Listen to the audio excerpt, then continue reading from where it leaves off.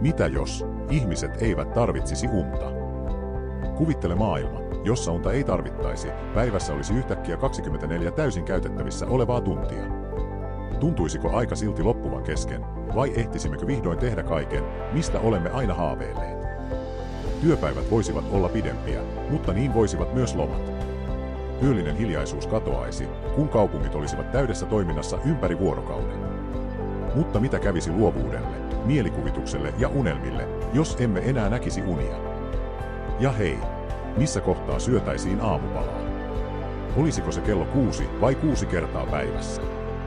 Yhtäkkiä yökukkujen ja aamuihmisten ero katoaisi, mutta samalla katoaisi myös se yksi tärkeä asia, jota kaikki rakastavat, se täydellinen tunne, kun vihdoin saa kaatua sänkyyn pitkän päivän jälkeen.